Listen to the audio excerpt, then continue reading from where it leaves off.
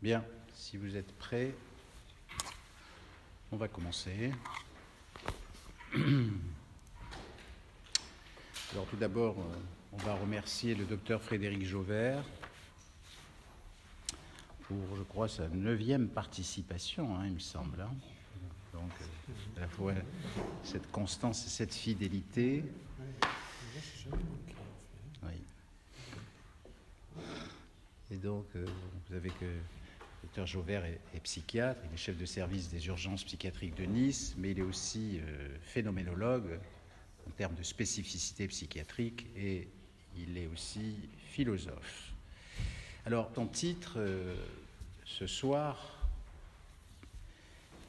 c'est « Le mythe des dualités nous aide-t-il à penser la psychosomatique ?» Alors, ce thème abordé ce soir, ça va me permettre de prendre quelques minutes, une fois de plus, pour préciser un peu ce vocable psychosomatique dans le cadre de cette clinique du lien et pour laquelle ce vocable psychosomatique a été étendu par le professeur Sami Ali, puisque ça relève aussi de cette, de cette école qui a aussi participé au courant psychosomatique et qui lui-même a proposé de modifier ce vocable en parlant d'ethnopsychosomatique relationnelle. Donc il y a deux termes qui se rajoutent à psychosomatique et qui sont relationnels et ethno. Cette idée d'ethnopsychosomatique relationnelle, ça nous oblige ou ça nous engage à penser le terme de psychosomatique à travers une vision globale, c'est-à-dire quelque chose qui va désigner l'unité corps-esprit en lien avec le monde environnant. Il fait un petit peu cette traduction de l'ethnopsychosomatique relationnelle. Donc une unité dans le sens de la globalité, et c'est bien là la question, c'est la question de l'unité. Alors que nous propose le signifiant psychosomatique? C'est que d'emblée, l'unité corps-esprit ne peut se penser pour ce qu'elle est, car elle est d'emblée divisée d'ores et déjà en concepts par les termes psycho et somatique, et cela revient au même si on le divise par corps et âme ou par cerveau et esprit. Donc ça voudrait dire que le terme unité, il devrait être débarrassé, au fond, de toute pensée qui consisterait à penser l'unité en la nommant, et particulièrement corps-esprit, c'est-à-dire en la divisant. Si on se passait de cette idée de nommer et de considérer l'unité pour ce qu'elle est, ça voudrait dire que les choses alors seraient alors là, sans voile, sans nom, sans aucune transposition dans le discours. Car nommer, ça révèle et ça réduit la chose. Le mot devient la chose, et pourtant, le mot n'est pas la chose. À partir du moment où l'on nomme une chose, on réduit la chose, car la chose n'est pas le mot, et on divise en même temps le mot, car le mot n'est pas la chose. La chose n'est pas le mot n'est pas la chose. Ça veut dire qu'au fond, il faut admettre qu'il y a une relation entre le mot et la chose, comme entre ce que nous nommons esprit et corps. Résultat, on se retrouve avec deux entités désignées, corps-esprit, et qui paradoxalement sont nommées pour nous aider à penser l'unité. Ce qui veut dire qu'il y aurait donc d'un côté une entité et son évidence, une évidence en tant que la chose est là, ainsi soit-il, et d'autre part, il y aurait le disciple, qui est donc une création de la langue que l'on parle, avec cette idée en arrière-fond que ce qui échappe à la langue, c'est l'indicible. La langue, donc, devient aussitôt le primat absolu de la relation. Il existe donc une relation entre les mots et les choses, et la langue que l'on parle est issue également de la culture environnante qui est elle-même éminemment relationnelle. La culture philosophique reste déterminante pour la langue parlée. Ce préalable va nous permettre d'entrevoir l'état des lieux actuel. Les termes de psychosomatique sont deux concepts issus de la pensée symbolique occidentale et judéo-chrétienne, issus eux-mêmes de la notion d'âme et de corps, dont l'origine religieuse conserve ses prolongements dans la pensée philosophique occidentale, car depuis Descartes, le « je pense donc je suis » élimine ou réduit en tout cas le corps à une machine ou au fonctionnel, donc ne tenant pas compte, bien entendu, de l'unité, mais plutôt d'une totalité par association ou par addition.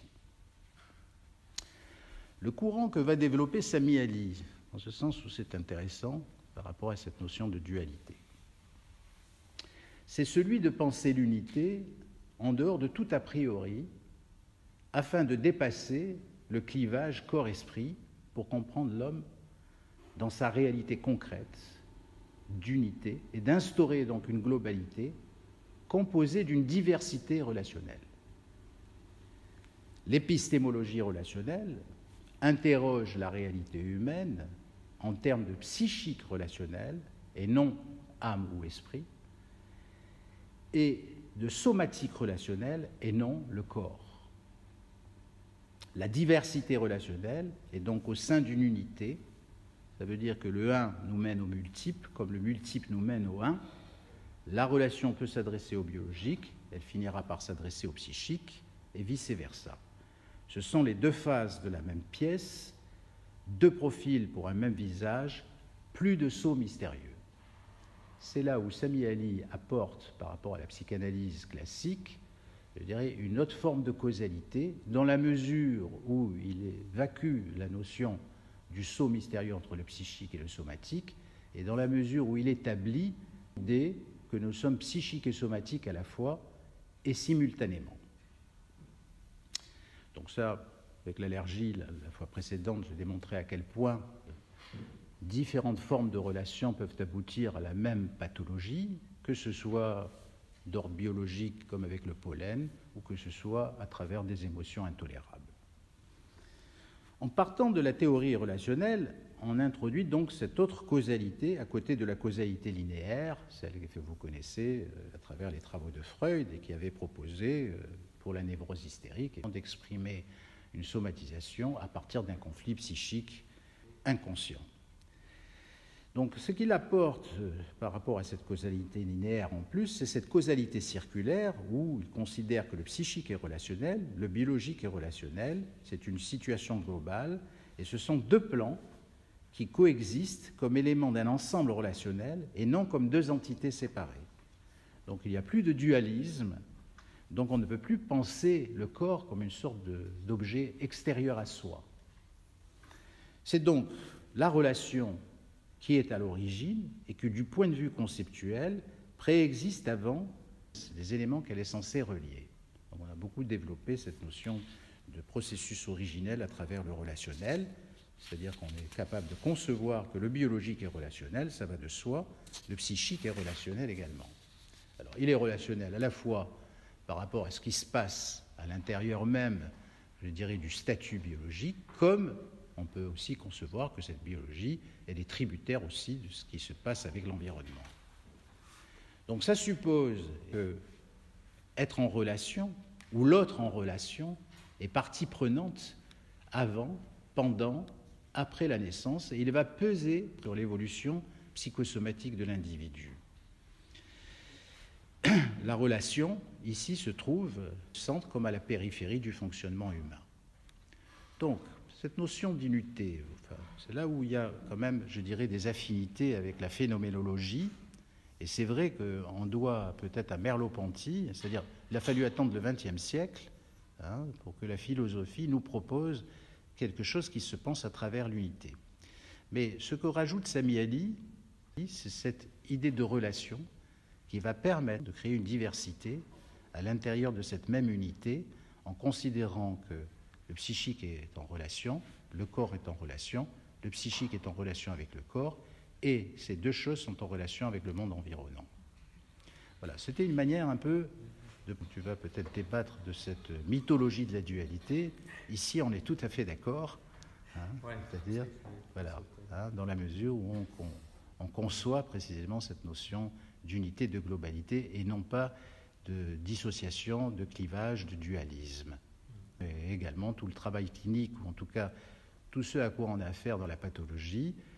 Je te laisse la parole avec beaucoup d'intérêt, parce qu'il me tarde d'entendre ce que tu vas pouvoir dire là-dessus. Merci. Bonsoir à tous.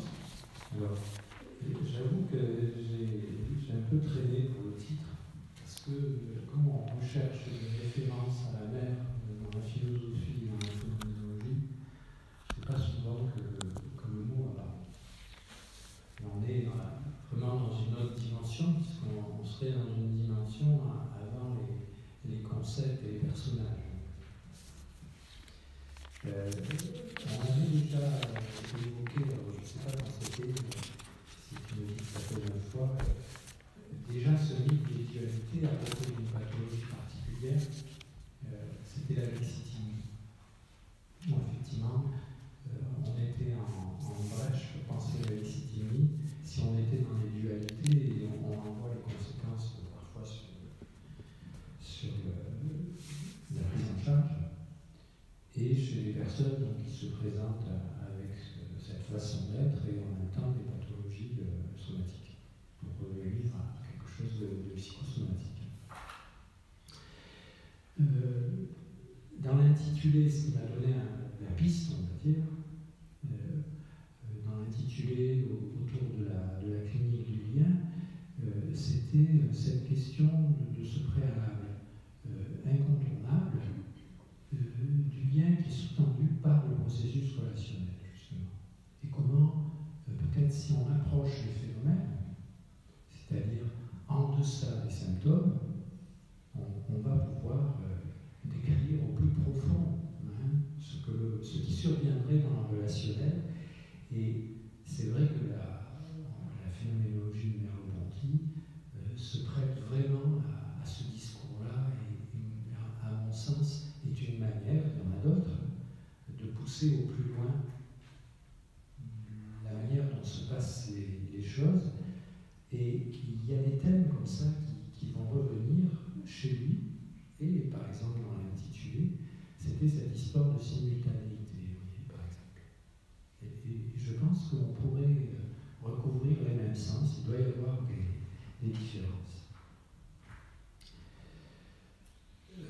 C'est vrai que dans son travail, ce qu'on va essayer de vous traduire, c'est qu'il va essayer de mettre en balance, et c'est un peu par ça que tu as commencé, le monde à la fois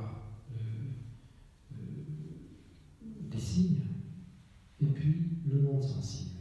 Et vous voyez, là, on rentre déjà dans des catégories philosophiques, et à la fois dans leur liaison et leur déliaison. Et sa tactique, toujours, c'est de dénoncer la déliaison, qu'elle soit dans le monde des signes, ce qu'on en fait, on va dire, les concepts, et la manière dont parfois ils sont liés. Et il a toute cette écriture qui fait qu'il approfondit chaque fois la liaison qui existe dès le départ. Alors, dans son travail, on s'inspirera surtout d'un de ses derniers ouvrages, Le visible et l'invisible.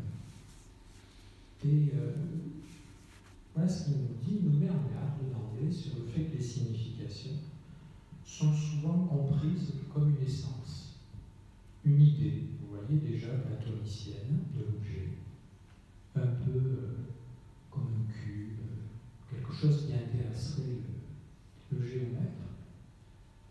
Mais il nous dit, attention, derrière cette nomination, vous avez tout ce que la philosophie appelle l'Ilia. L'Ilia, il y a beaucoup de philosophes qui en ont parlé, Merleau-Ponty va en parler un peu. Vous avez surtout le travail de Lévinas, c'est-à-dire le monde tel qu'il se présente avant qu'on le pense. Des choses comme ça qui nous débordent. Par exemple, il y a une illustration, il y a plusieurs Ilias chez Lévinas. C'est quand on approcherait une coquille vide de notre oreille, où normalement on n'entend rien, et pourtant on entend un bruit, comme un souffle. Et ce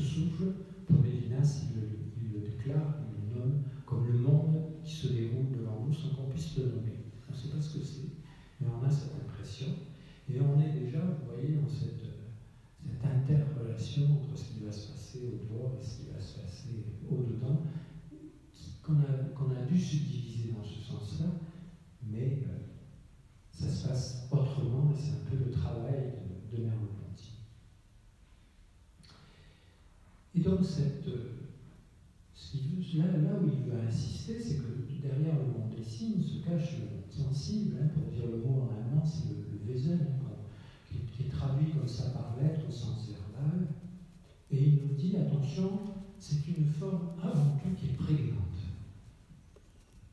Elle est fécondité, pouvoir d'éclatement. Et c'est une forme auquel va obéir et va répondre mon corps. Une chair qui va répondre à la chair, selon un principe ontologique qui pour lui est un être de totale indivision. C'est une ontologie du dedans, effectivement, qui va considérer le dedans chez Merleau-Ponty, mais qui d'emblée prend le pas de toutes les ségrégations du dedans et du dehors. Ouais. Pour lui, les choses sont mêlées d'emblée. Que la conscience comme ça d'écart vient souvent balayer le schéma du mythe, du face-à-face, de l'objet et du sujet, de la conscience et de l'objet. À son sens, il y a toujours plusieurs choses qui sont données simultanément, et il appelle ça ne serait-ce que figure sur fond. Figure sur fond, pour lui, c'est avoir conscience. Avoir une figure sur fond. Il dit en note, on ne peut pas remonter plus loin. Il faut l'entendre à la lettre. Cela ne signifie pas que toute conscience perceptive a pour objet perçu une structure de type figure-fond, mais que l'événement de la conscience consiste dans l'émergence d'une figure sur un fond, c'est-à-dire dans la naissance d'une forme. Et il a été influencé dans sa phénoménologie par toute la Gestalt qu'il avait auparavant et qu'il avait mis en place d'autres philosophes. Mais cette ontologie est aussi une pensée de l'horizon et du lointain.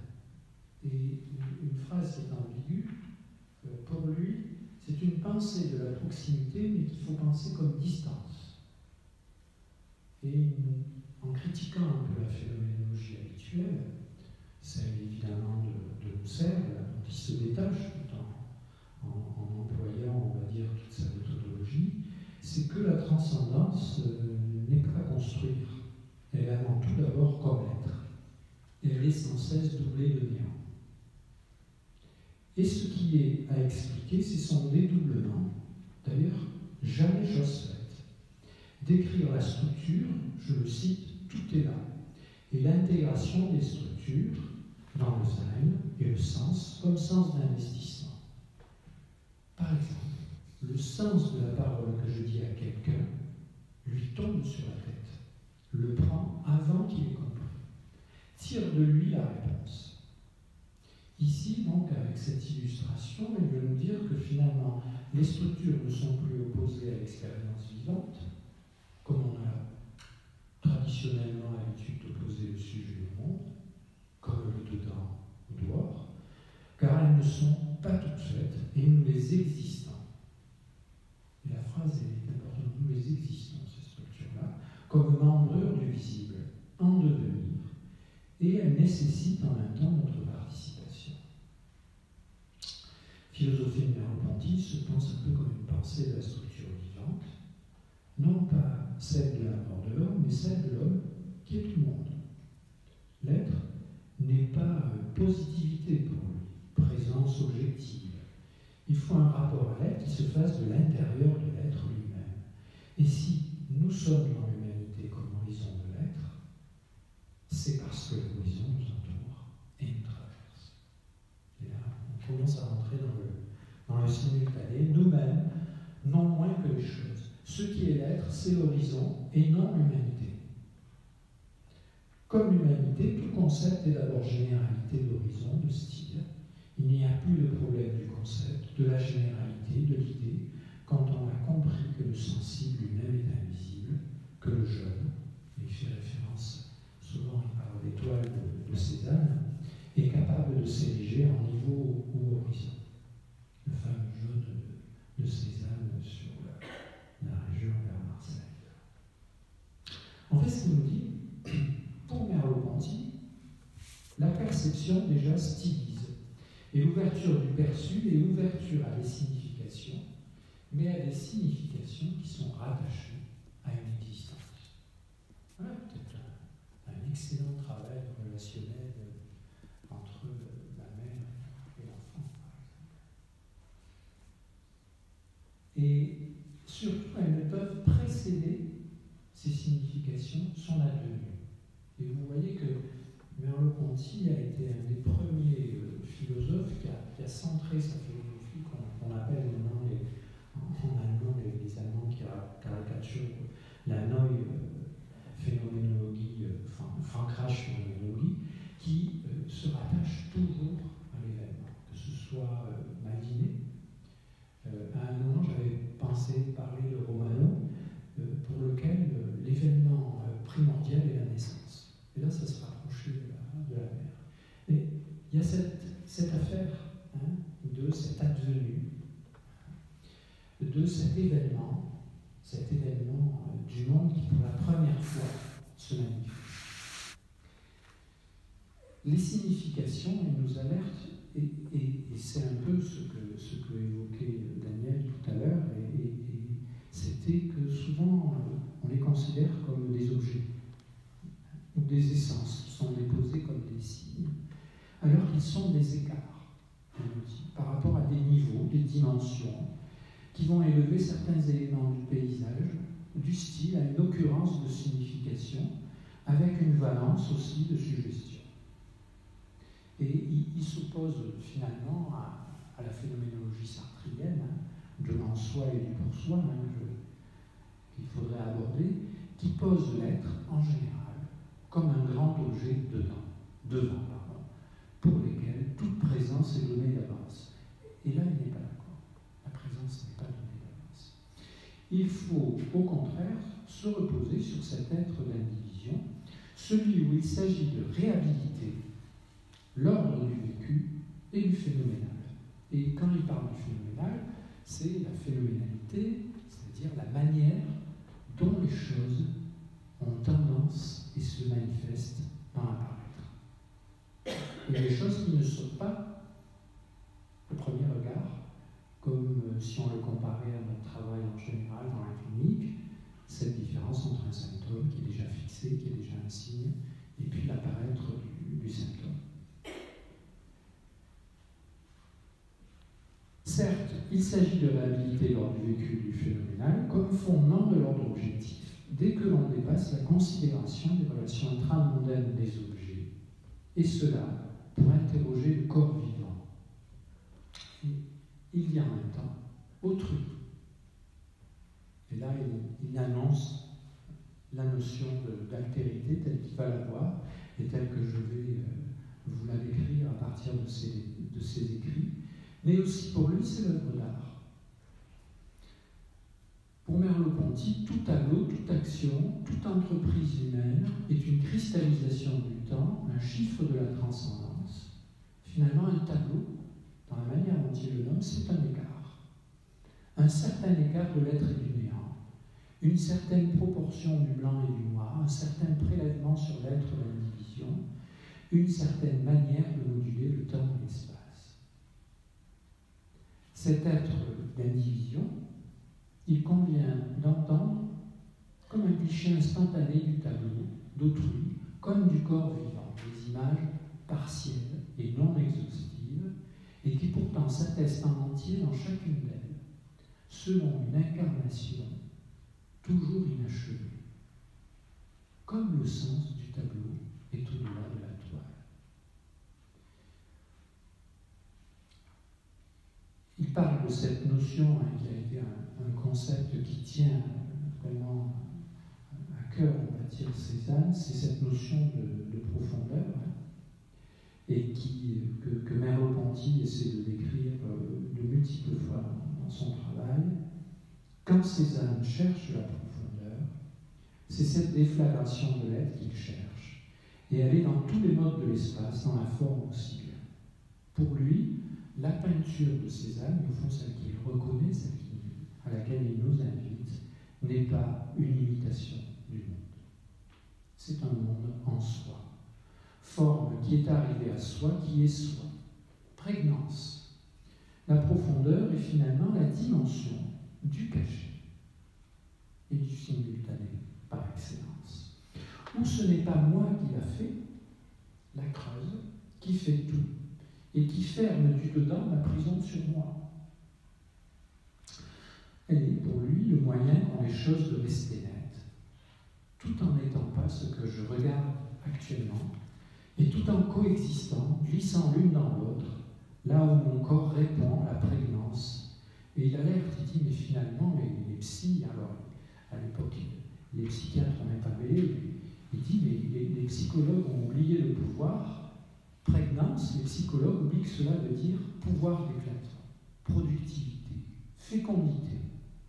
Mais aussi prégnance désigne une typique de la forme, celle qui est arrivée à soi en bonne et due forme, qui est soi. Wesen, comme on disait dans l'introduction, sens verbal, autorégulation, cohésion de soi à soi. Elle est ce qui, dans le visible, exige de moi une juste mise au point. Et cette phrase, pour moi, elle est importante. Et à quoi mon corps obéit? Et il nous invite peut-être à penser ce qu'il y a dans cette relation du simultané entre la mère et l'enfant. Il lui répond. Il est ce qui se suspend à elle, chair répondant à la chair. Quand une forme bonne apparaît, ou bien elle modifie son entourage par rayonnement, ou bien elle obtient de mon corps un mouvement, et cet autre thème aussi, jusqu'à ce que, un mouvement jusqu'à ce que. Il dit cette expression, je vous alerte, elle n'est pas faible, car la forme est préempirique au fond, elle est innée. La prégnance, comme impose la motricité, qu'il s'agisse du perçu ou de la pensée. On est là, devant une Hochstiftung, c'est-à-dire une institution originaire, qui instaure un sens de transcendance. J'ai mis entre guillemets la mère, peut-être, qui instaure le sens de transcendance, et non pas, comme on voudrait nous le faire croire, un acte de recognition dans le concept. Et on voit l'attaque, si vous voulez, du corps considéré comme machine à information déjà, on est dans les années 50.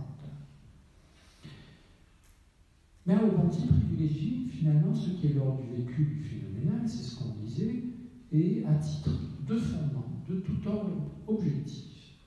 Mais en même temps, il leur reconnaît une autonomie. Dès qu'on fait intervenir autrui et même le corps vivant, l'œuvre d'art, le milieu historique, on s'aperçoit que l'ordre du phénoménal doit être considéré comme autonome et que si on ne lui reconnaît pas cette autonomie, il est définitivement impénétrable. Et c'est souvent que la phénoménologie, elle paye un peu ce prix-là. Si on lui dénie toute autonomie pour en faire une province de l'ordre objectif. C'est le travail de la phénoménologie d'essayer de se dégager de ça. Ce qu'on veut finalement, et c'est un peu sa critique, ça serait supprimer l'ordre des phénomènes. Et là, c'est ce mythe des dualités sur lequel il va être très critique, pour s'accrocher aux objets tout faits dans tous les domaines d'une pensée qu'il appelle une pensée de survol. Il faut que la pensée de la science, pensée de survol, pensée de l'objet en général, se replace dans cet il y a préalable dont on a parlé. Ce monde qui vient, qui nous vient comme ça. Dans le site, sur le sol du monde sensible, et le sol c'est vraiment un terme husserlien qui reprend, le sol du monde sensible et du monde ouvré, tels qu'ils sont dans notre vie, pour notre corps, non pas ce corps possible, dont il est loisible de soutenir qu'il est une machine à information, mais ce corps actuel que j'appelle mien, la sentinelle qui se tient silencieusement sous mes paroles et sous mes actes. Il faut qu'avec mes corps se réveillent les corps associés, les autres. Les autres d'ailleurs, où il nous dit, qui ne sont pas mes congénères, comme le dit la zoologie, et il reprend un peu ce terme, si vous voulez, en référence à aussi le travail de Foucault, hein, qui avait identifié comme ça tous ces congénères qu'on attribuait à l'homme selon les époques très différents, les animaux, les fous, etc. Et ces congénères, il va au-delà, si vous voulez, de dire ils sont avec nous. Il nous dit, ils me hantent. Et même moi, je les hante, avec qui je hante un seul être actuel, présent, comme jamais animal n'a hanté ceux de son espèce. C'est là où est la différence. Son territoire, son lieu, dans cette historicité primordiale, la pensée allègre et improvisatrice de la science apprendra à s'apesantir sur les choses mêmes et sur soi-même et redeviendra philosophie. Donc c'est son combat. Hein. C'est ça que le mythe des réalités, il le tente, on va dire, d'emblée. Est-ce que vraiment, dans notre façon de penser les concepts, dans notre clinique, est-ce qu'on est dans ces dimensions-là? Est-ce qu'on considère ce caractère toujours en cours d'incarnation inachevée? C'est très difficile, au fond, on dirait. Il faut bien avoir des concepts. Autrui, par exemple, ne doit plus être considéré comme une simple conscience, mais avant tout comme habitant un corps sensible et à travers lui le monde, dont il ne faut surtout pas l'extirper pour le détacher du fond et le poser à part. Prenons les autres à leur apparition, et ça c'est une façon de Merleau-Ponty de diviser la chair de la personne, de quelqu'un, et puis la chair du monde. Prenons les autres à leur apparition dans la chair du monde, ils ne seraient pas pour moi, dit-on, si je ne les reconnaissais, si je ne déchiffrais sur eux quelques signes de la présence à soi dont je détiens l'unique modèle. Les autres, en effet, sont pris en réalité dans toute l'étoffe du monde sensible qui vient, quand j'essaie de me saisir moi, lorsque ma pensée n'est que l'envers de mon temps, de mon être passif et sensible. Les autres sont là, comme des reliefs, un peu ce qu'il appelait tout à l'heure des écarts, des variantes d'une seule vision, à laquelle nous participons, et ce, bien avant d'être et pour être soumis à mes conditions subjectives de possibilité. Il dit même, les autres sont mes jumeaux, la chair de ma chair, et non des fictions dont je peuplerai mon désert, ni des fils imaginaires. Certes, nous n'allons pas vivre leur vie, ils sont définitivement absents de moi et moi d'eux, mais cette distance est en même temps une étrange proximité dès qu'on retrouve l'être du sensible. Puisque le sensible est précisément ce qui, sans bouger de sa place, peut hanter plus d'un corps. Tout repose sur cette richesse insurpassable, sur la miraculeuse multiplication du sensible. Elle fait que les mêmes choses ont la force d'être choses pour plus d'un. Toute l'énigme, pour lui, est dans le sensible. Et il le met en deux mots dans cette télé-intrévision qui nous fait au plus privé de notre vie, simultanément avec les autres et avec le monde. On y revient plusieurs fois à la simultanéité. C'est là toute l'énigme du sensible tel qu'il est immanent à ce corps mien, c'est-à-dire tel qu'il est, qui vient vers moi plus que je ne vais vers lui, tel que vient à moi le sens d'une parole qu'un autre m'adresse, que d'emblée on a saisi, vous voyez, on est mis en demeure de le saisir, imprégné d'une posture de ses gestes qui me tombe sur la tête, me prend avant même que d'avoir compris et tire de moi la réponse, tel est le sens de la phrase ou le sens du tableau au-delà de la toile.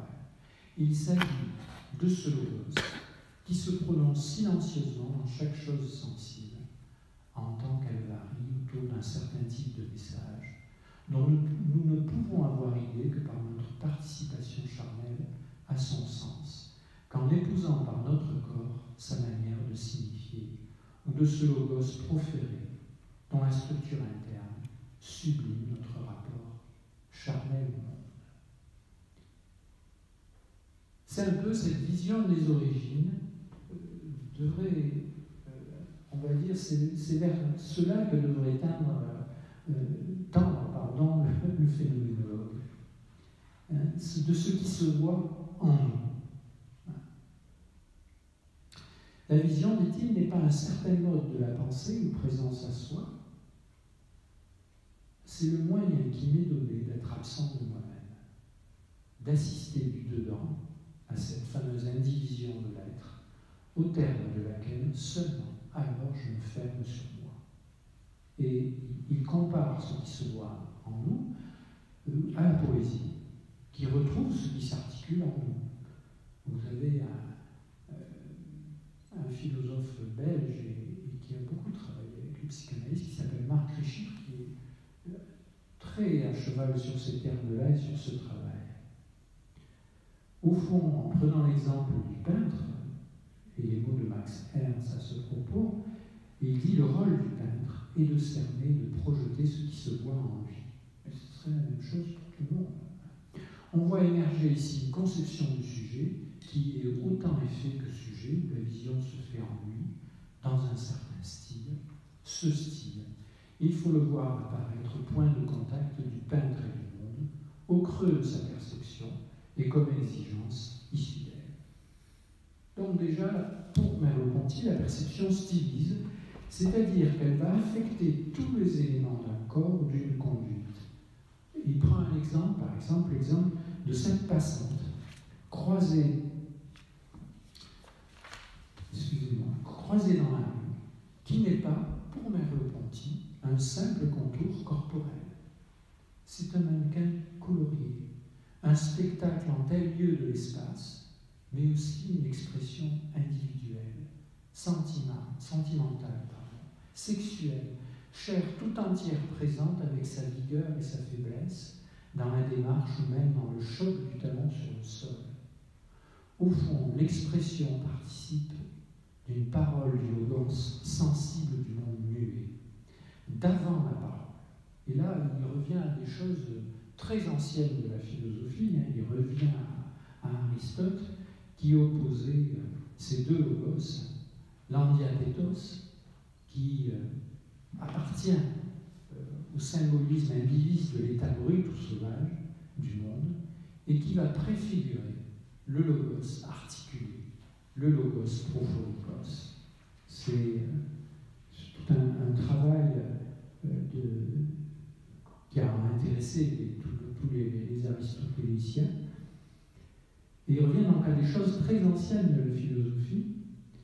Et puis, il insiste sur ce symbolisme conventionnel du logos prophonikos, mais qui se nourrit de ces effluves de sens pour donner la philosophie, la littérature, dans une participation charnelle. L'écrivain utilise le langage commun pour rendre compte de la participation prélogique et de l'agencement du paysage de l'expérience des différentes choses qui nous entourent. Et ce, de façon presque irrécusable, presque comme un prodige de la parole qui devient texte. En tout cas, personne n'a mieux exprimé le cercle vicieux, le prodige de la parole que Proust, parler ou écrire. C'est bien traduire une expérience, mais qui ne devient texte que par la parole qu'elle suscite. C'est ce rapport charnel, originaire au monde, que le langage proféré sublime ensuite par l'avènement de la culture que tu abordais à un moment.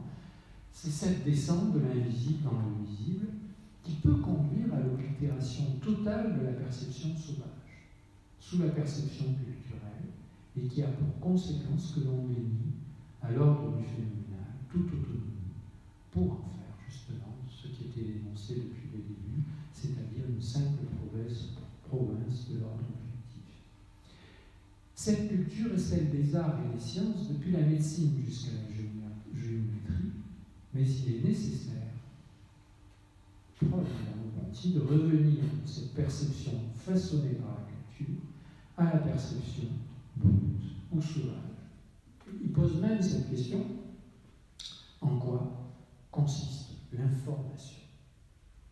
Quel est l'acte qui la défait? En fait, c'est ça l'important. On revient au phénoménal, au monde vertical, au vécu, point d'interrogation. C'est toujours des notes, on n'aurait pas toutes les explications. fait perpétuellement avec la vie, avec la perception naturelle et l'esprit sauvage, nous est donné accès à l'univers de l'immanence.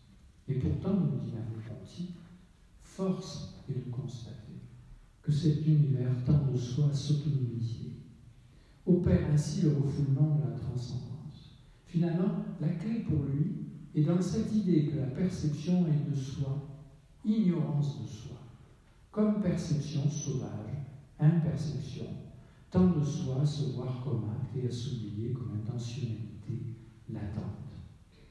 Vous voyez, être à, comme dans l'introduction quand il parlait de ce jusqu'à ce que, toujours des choses qui n'ont pas de limite.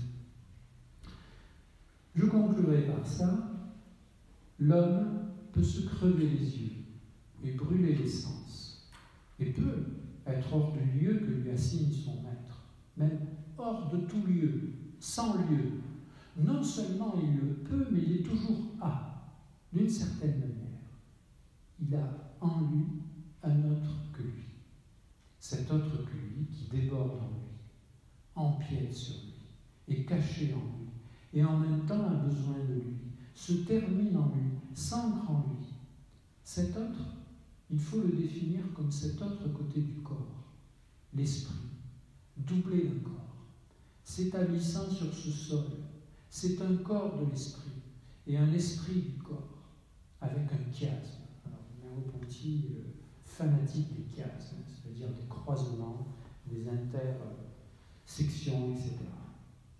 Entre eux, donc, avec un chiasme entre eux, notion essentielle pour la philosophie, qui n'est pas le corps objectif ou le corps pensé par l'âme comme sien, selon Descartes, mais le sensible au double sens de ce qu'on sent.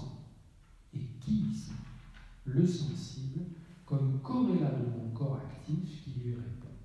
Mélange double d'une sensorialité et d'une venue à soi, d'un soi qui a un entourage et qui est l'envers de cet entourage. Alors là, je le cite, c'est la conclusion, mais c'est en fait de cette phrase où je suis parti, parce que c'est une des premières fois dans la philosophie de Merleau-Ponty, il y a la dénomination de la mer. Alors, je vais vous lire cette phrase. Vous me direz ce que vous en pensez. C'est la barbarie ou c'est la sauvagerie, la nature inhabitée qui couvre l'homme et qui l'habite.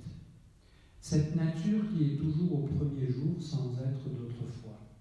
Cette mer, on parle de la mer à l'étendue, la mer, la plage, la mer, d'où nous venons tous, et sur laquelle nous voguons tant bien que mal, à travers tempêtes et dévoiements. Cette mer qui fait rouler nos édifices, nos pensées les plus certaines, et le plancher de nos navires, c'est aussi, entre guillemets, la chair et la mer. Et ça interroge vraiment ce qu'il nous dit. Oui, merci. Tu voudrais dire qu'il est métaphorique sur ce coup? Oui, il y a peu de commentaires sur cette... parce que c'est une note toujours en bas de page. On parle de la chair et la mer. Quelque chose qu'on voit très rarement chez les phénomènes. Tu peux la relire, la phrase? Ah ouais, je peux la relire. Donc, c'est la barbarie. Pardon. C'est la barbarie ou c'est la sauvagerie, la nature inhabitée qui couvre en l'homme qui l'habite.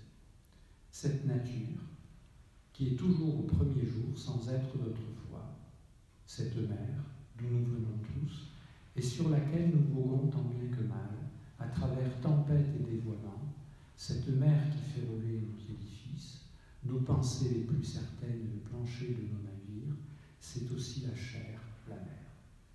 Et c'est vrai que tout à l'heure, il y avait cette phrase où il relie ça à l'existence. Moi, j'aurais cette idée que l'existence, la comprendre et la dépasser, traverser les crises, c'est dans ce milieu-là, barbare, sauvage, et en même temps C'est la mer qui vient la prendre quelque part. Ok.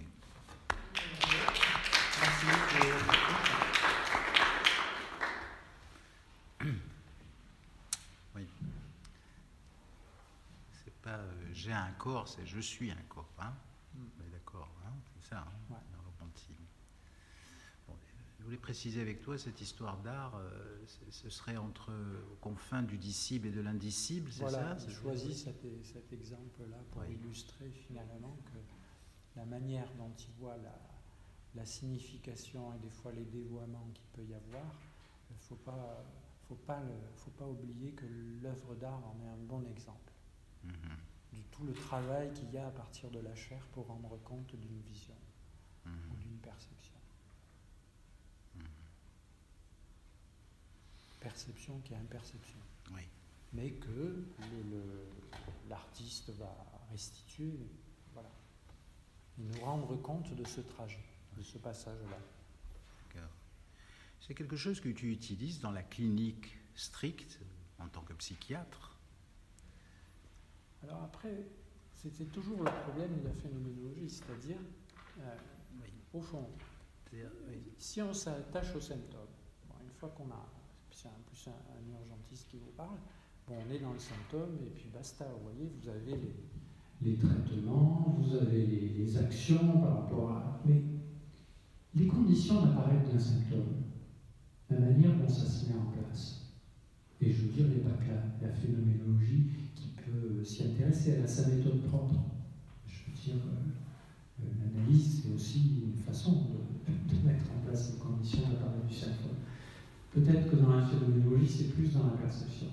Mais je crois que à partir du moment où on se pose des questions sur derrière ce que l'on nomme le relationnel, de quoi ça peut participer, comment ça se construit, je veux dire, ce qui est intéressant dans ce travail de Merleau-Ponty, c'est que d'emblée, il nous dit stop, c'est pas la peine de penser le dehors et le dedans. C'est pas la peine de penser l'extérieur et l'intérieur. Parce que sinon, on n'a qu'à fermer la boutique. Or, vous savez qu'on est souvent dans la clinique confronté à cette affaire-là. Mais il ne faut pas oublier que derrière cette affaire qui nous sert, on va dire, de code entre nous, de manière à poser des choses de l'ordre du pragmatique, tout le travail se situe plutôt dans la liaison qu'il y a entre les deux. C'est là où je pense que si on arrive à le penser dans la clinique au travers d'un discours d'une personne qui arrive et qui effectivement se présente dans des dualités, parce que souvent la pathologie c'est ça, c'est la dualité, bien, mal, heureux, pas heureux. Voilà. Alors est-ce qu'on s'en arrête là, mais aussi avec les concepts, ouais. Et que derrière tout ça, il y a un chemin. Il y a un chemin, et plus on a l'habitude de démonter les chemins vis-à-vis des moindres symptômes, plus on comprend qu'il n'y a pas d'un côté le corps et l'esprit, d'un côté le monde et le sujet, on va être plus attentif à ce que, par exemple, vous dénommez la clinique relationnelle.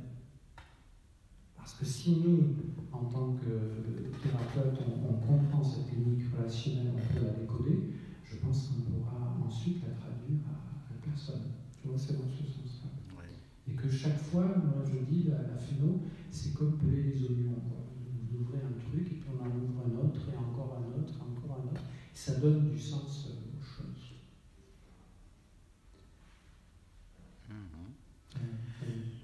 Oui, ça veut dire que ça propose, je dirais, à la personne atteinte ou malade d'effectuer un travail d'élaboration, ça? Enfin, il me semble, si de notre côté on élabore ce travail-là, je veux dire, on va pouvoir effectivement laisser la place à la personne pour qu'elle l'élabore. Je veux dire, par exemple, des concepts comme l'existence.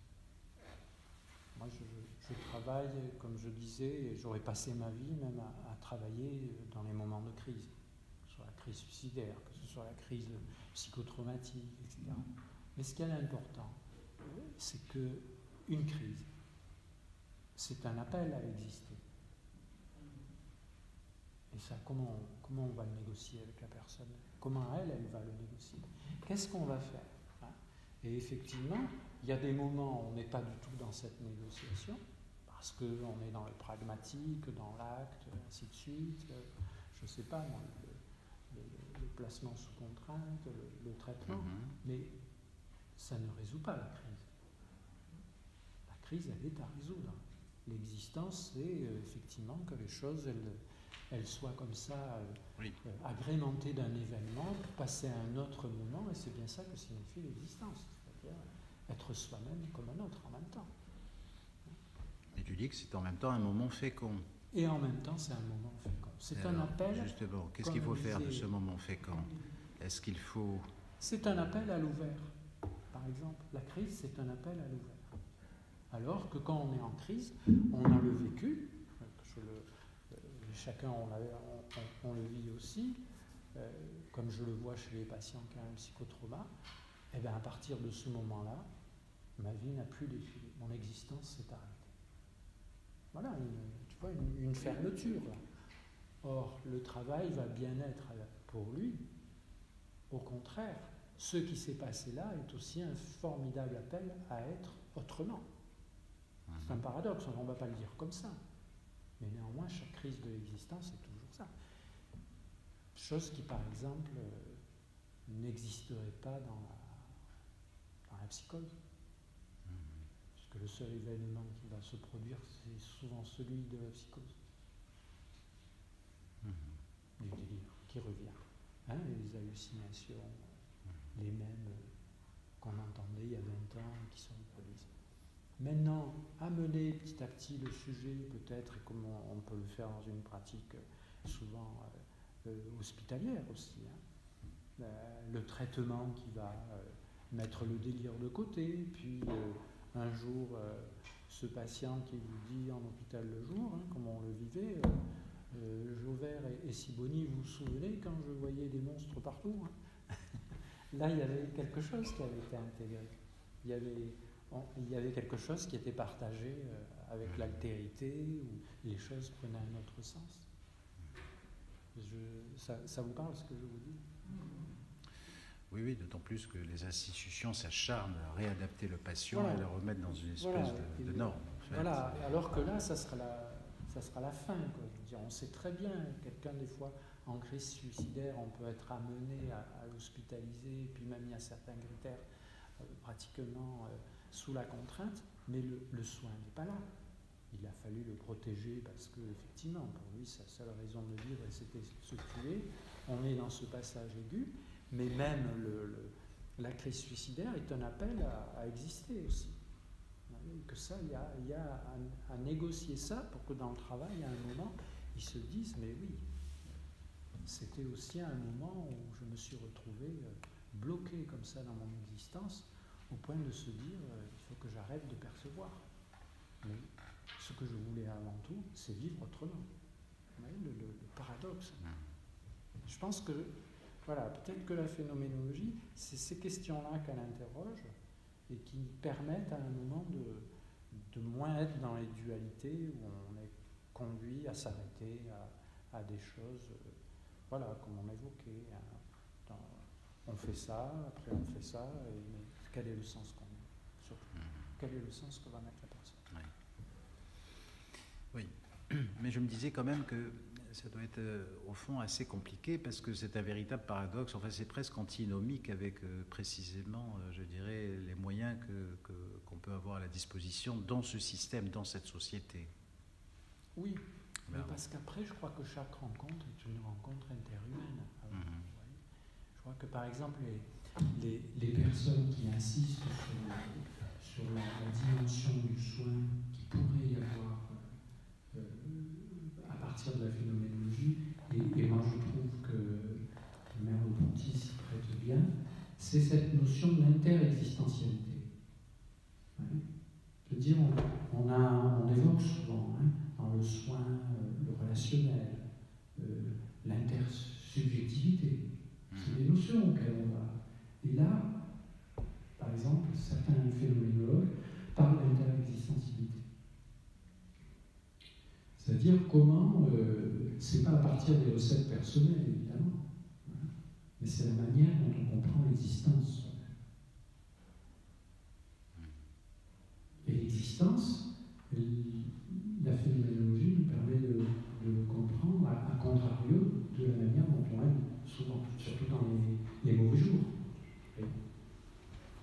Et qu'en ce sens,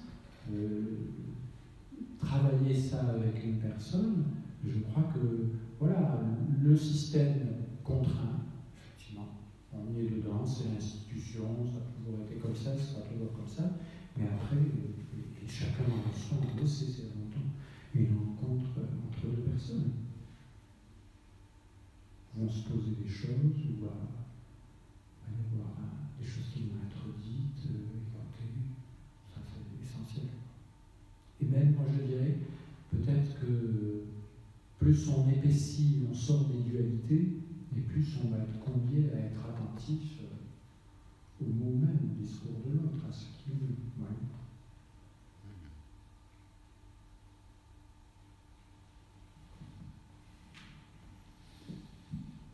Y a-t-il des questions?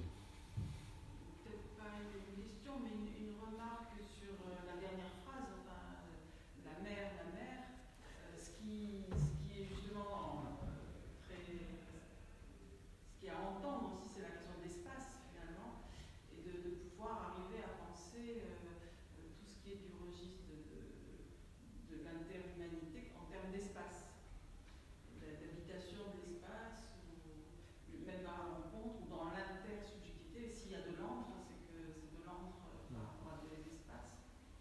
Et c'est vrai que dans la psychosomatique de cette idée, la question de l'espace, elle est présente également. On est amené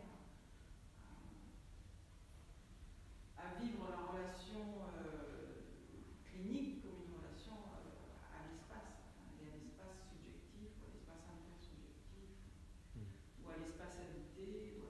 Donc l'espace de la consultation, le lieu, tout est relié, tout est rattaché. Les paroles ouvrent des espaces. Ouverture, quand on parle d'ouverture ou de fermeture, ça renvoie à des espaces. Du coup, le penser en termes d'espace, moi, cliniquement, je trouve que c'est vraiment un grand enrichissement. Et avec justement beaucoup d'ouverture. C'est-à-dire, au fond, quand on a des solutions, en même temps, on sait qu'on va venir clore une question. Si vous n'en avez pas la conscience, c'est ça la difficulté. C'est-à-dire, vraiment, ça serait clore les choses à partir du moment où on amènerait comme ça une réponse. Donc on serait dans la fermeture. Alors, il y a des moments où je dis, on est souvent dans deux dimensions. Hein, c'est-à-dire, il y a un moment, on clôt, parce que de toute façon, c'est pas le moment. Et là, je parle de l'urgence. Ça ne s'entend pas, mais dès qu'on peut, c'est la perspective, c'est le but, avant tout. Et que d'emblée, c'est un biais, mais il faut en avoir conscience. Et la difficulté, et quand même, des fois c'est compliqué, c'est que les méthodes opérationnelles prennent le pas. Un peu la critique du soin et même, je dirais, la situation fait le larron. Il faut le prendre en garde aussi.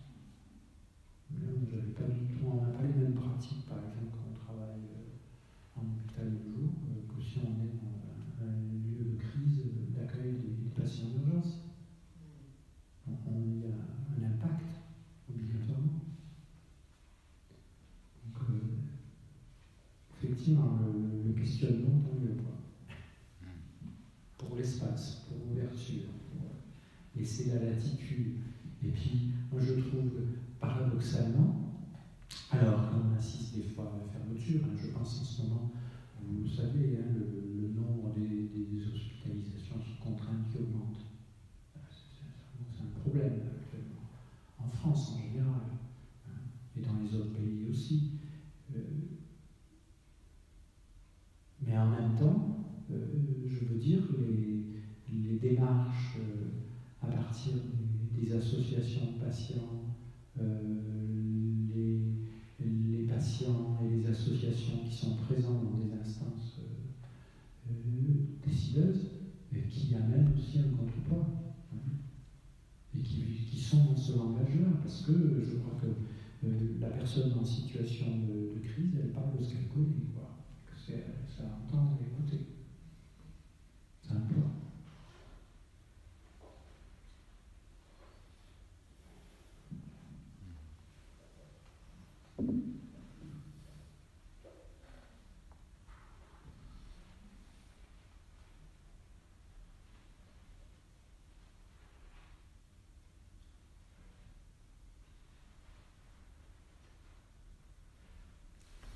Merleau-Ponty, ça... c'est-à-dire qu'en fait, il y a des disciples, il y a une suite du point de vue de la philosophie stricte. Oui. Ouais. Ouais. C'est vrai qu'il la manière dont son décès a été brutal, alors qu'il était en train de...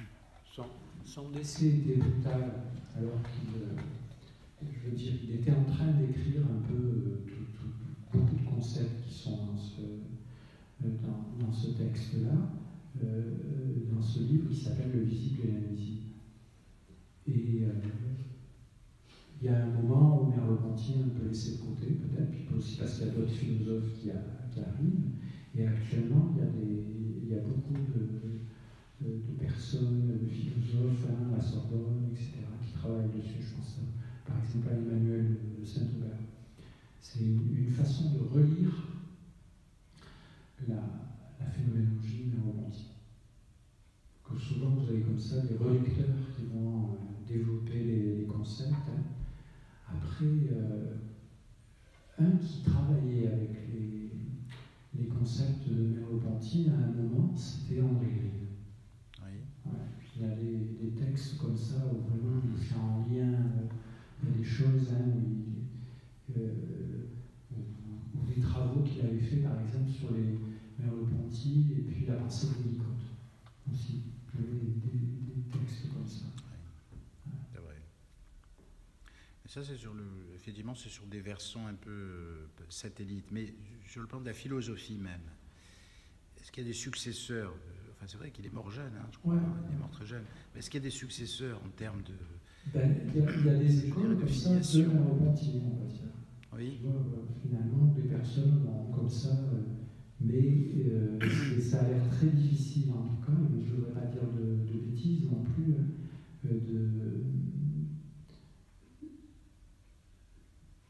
je sais pas, souvent il y a des retours, quoi. Je pense en ce moment, par exemple, tout le monde parle de Michel Foucault, on ressort des textes de Foucault. Ouais. Je dirais que pour Merleau-Ponty, c'est la même chose.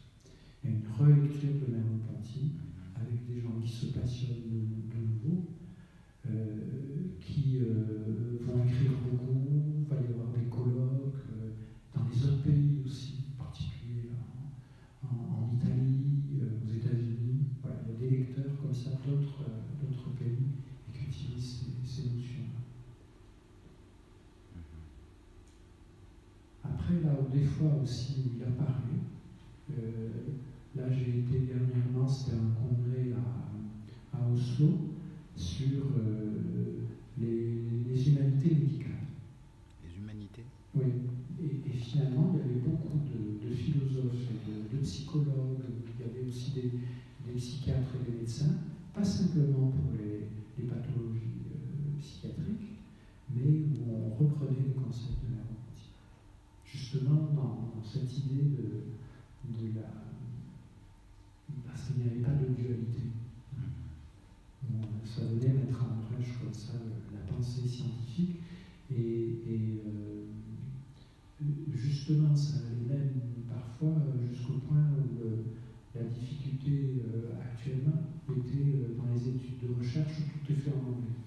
Il y a des personnes qui faisaient des communications en disant mais ça ne convient pas. On a besoin de parler avec notre langue personnelle. C'était des personnes de Norvège qui l'ont organisé et qui travaillent avec Julien Kristeva. Ils travaillent en même temps dans le même axe, en essayant de publier en même temps des articles sur cette façon. Et là, il y avait des collègues un peu de plusieurs nations qui utilisaient des tueurs. C'est tout. D'accord, parce que c'est vrai qu'ils ne sont pas très nombreux les philosophes qui ont été pour, je dirais, cette vision unitaire et non dualiste. Hein. Il n'y a pas beaucoup, enfin, en termes de philosophie occidentale, bien sûr. Ah.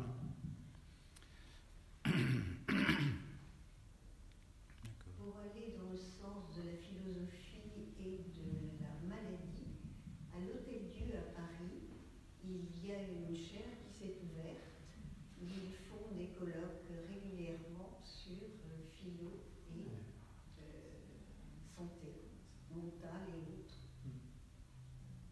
Ça aussi, c'est des manifestations qui se mettent en place. Depuis 2-3 ans Ouais. seulement. Même dans les hôpitaux, en ce moment, je sais qu'il y a certains hôpitaux où il y a un praticien hospitalier philo. C'est à Marseille. On a des collègues qui sont à Montpellier, à mon avis, c'est ce qu'ils ont en tête, donc il y a un comme ça. Et moi, je voudrais vous poser une question entre ce que vous avez dit justement de Merleau-Ponty et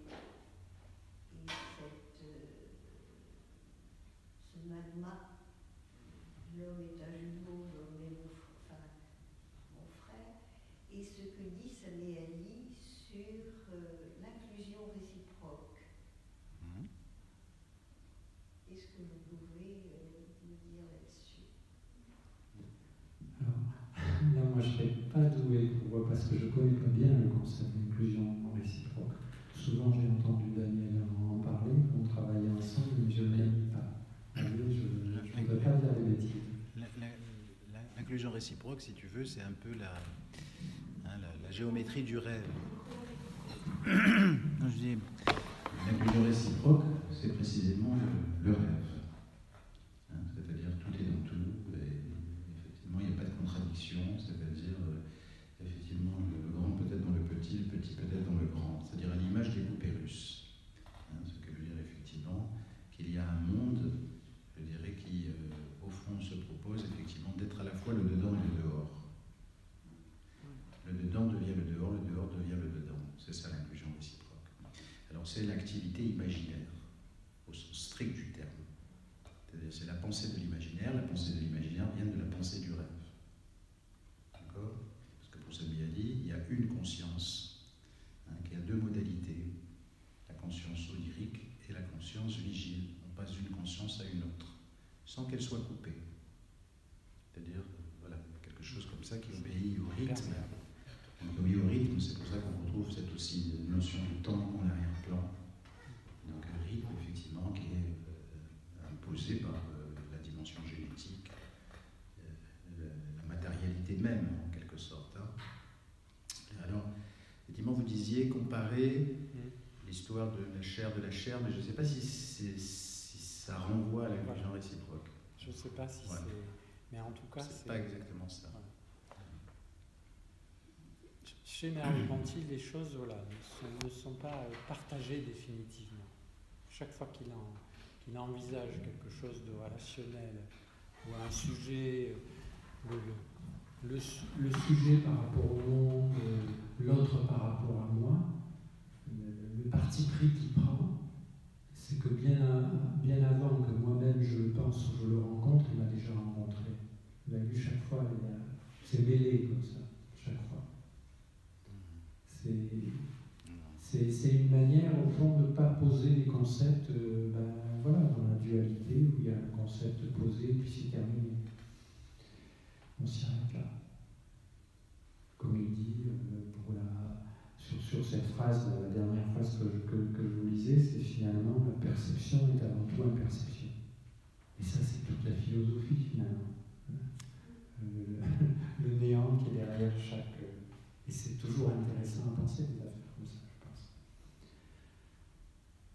Parce que le risque, c'est de s'arrêter comme ça sur un concept, et puis voilà, il est fini. C'est là-dessus qu'il nous met en garde. Oui, parce que je pense que cette histoire de la chair, c'était aussi un peu ce que je disais en introduction, c'est-à-dire le un nous ramène au multiple. multiple et multiple nous ramène au un. Il y a peut-être quelque chose de cette idée, enfin moi j'ai du mal aussi à bien me le représenter, mais il y a quand même quelque chose de cette idée, je dirais, au nom d'une globalité. Hein, c'est-à-dire que c'est un tout, mais qui en même temps me concerne autant que ce que je suis. Et je ne peux pas dissocier ce tout de ce que je suis. Ce tout me ramène à moi, comme moi je suis ramené au tout. Et puis en même temps, ça me fait penser, souvent Sami Ali s'appuie aussi sur les concepts philosophiques. Oui, voilà, c'est pour ça qu'il y a c'est-à-dire l'idée de l'un et du multiple. Vous avez à Nice des spécialistes philosophes du multiple, oui.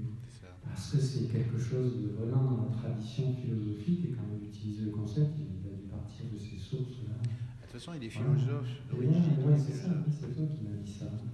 Donc, à la limite, il faudrait, en tant que philosophe, travailler sur Sami Ali pour voir d'où il est parti et comment il utilise les concepts. Ouais.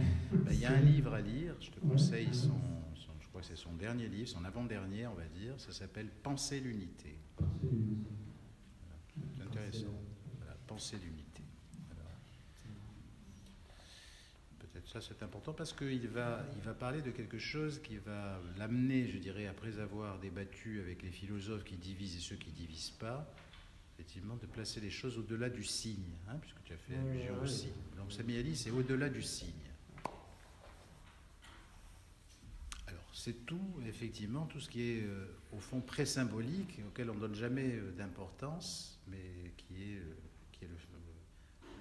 la création même, je veux dire, qui est l'origine même. Et donc là, il s'appuie sur le corps en tant que c'est des fonctions images du corps. Donc en ce sens, effectivement, le corps est véritablement impliqué au niveau de la conscience, comme la conscience, effectivement, se trouve impliquée par le corps et ainsi de suite. D'accord ? Ce qui veut dire effectivement que le dedans-dehors ne se conçoit qu'à partir du moment où on a intégré précisément les limites corporelles, c'est-à-dire les données corporelles, c'est-à-dire le schéma corporel. Donc si je sais que c'est dedans, je suis dans la pièce et pas dehors, c'est que j'ai intégré à travers l'expérience corporelle et psychique, évidemment que j'ai un dedans et un dehors, comme j'ai une droite, une gauche, comme un haut, un bas. Du coup, l'espace va toujours s'appuyer sur ce schéma corporel, donc sur le corps, en termes qu'il va être, je dis, pensé par l'intermédiaire de la projection mentale et la création et de l'image, un peu ce que dit un peu Merleau-Ponty à travers le reflet et le renvoi à soi en quelque sorte. Hein. Voilà. Bon, il faut venir plus souvent, il y a des Sami Aliens ici hein, qui...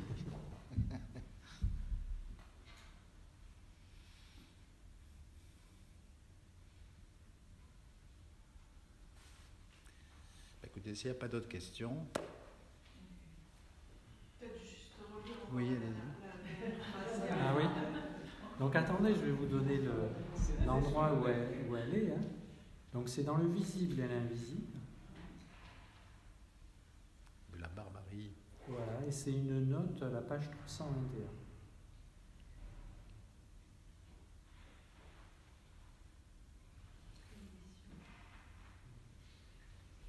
Ça doit être l'édition du livre blanc.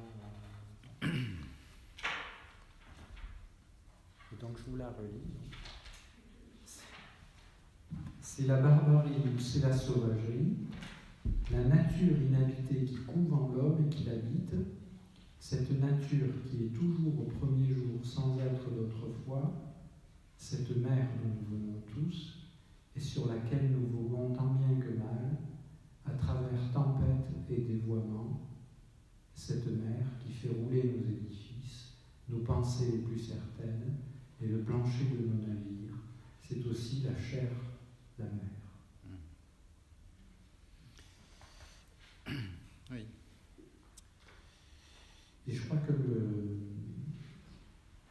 la personne qui a pris les notes, parce que vous savez que l'idée, ça je le dis à chaque fois, avant de mourir sur le visible et l'invisible, parce qu'il est mort en écrivant, et il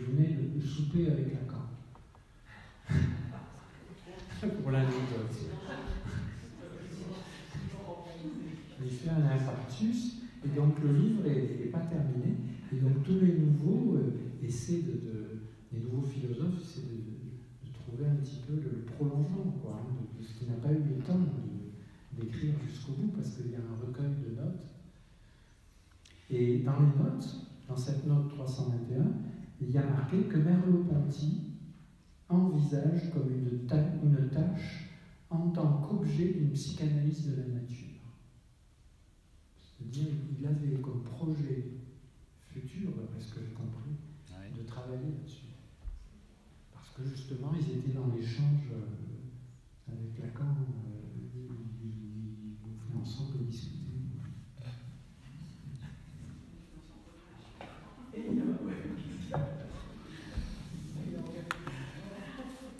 Écoutez, on va remercier Frédéric, et on lui dit peut-être à l'année prochaine. On se retrouve dans 15 jours et là, on parlera d'autisme. D'accord. À dans 15 jours. Merci d'être venu.